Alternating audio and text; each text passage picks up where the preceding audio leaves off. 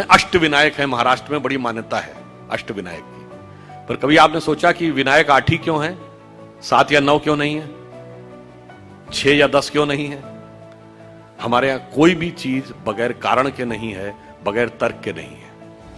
अच्छा, कभी आपने सोचा कि भगवान गणेश का शरीर मनुष्य का है और सर हाथी का क्यों है, और उनका सर काटा क्यों गया?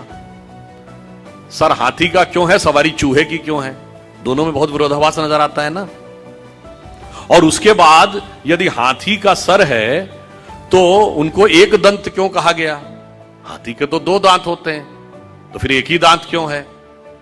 अगर एक ही दांत रहना था तो एक ही दांत होना चाहिए था उनकी मूर्ति में, वो दूसरा दांत टूटा हुआ क्यों है?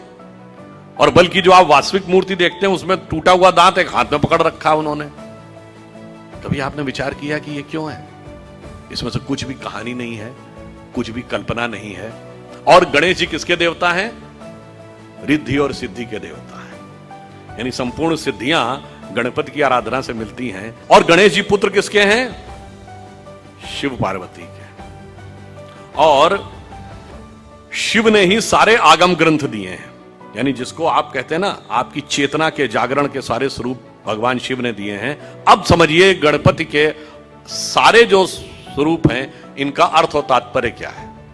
देखिए, भगवान गणेश का वह स्वरूप हमारे अंदर की जो वास्तविक चैतन्य ऊर्जा होती है, उसके उत्थान की वह प्रक्रिया को प्रतीक रूप में दिखा रहा है। सबसे पहले सर कटना किस लिए जरूरी है? वह आप अंदर की यात्रा करके अपनी कुंडलनी शक्ति को तब जागृत कर सकते हैं जब पहले आप अपने अहंकार को नष्ट करने में सफल होते हैं। तो आपका सर कटने का स्वरूप प्रतीक ये है। दूसरा, हाथी का ही सर क्यों है? क्योंकि हाथी की जो सूंड है, और आपने देखा होगा हमेशा गणपति की सूंड इस दिशा में यूं है, कभी ऐसे नहीं है। क्यों? वह उस शक्ति का प्रतीक है जो अपवर्ड्स है, यानी जागृत शक्ति, आपके शरीर की कुंडलनी की शक्ति जब वो ऊर्ध्व की तरफ होती है, उसका प्रतीक है। और हाथी इसलिए है कि हाथी के मस्तक में गज मुक्ता कहा जाता है। माना जाता है कि हाथी के यहां मस्तक में मुक्ता है, तो वो ब्रह्मरंध्र का प्रतीक है। और जब वो मुड़ी हुई सूंड ऊपर है, और चूहे की सवारी क्यों है? क्योंकि चूहा जमीन के अंदर जाकर अपना बिल बनाता है।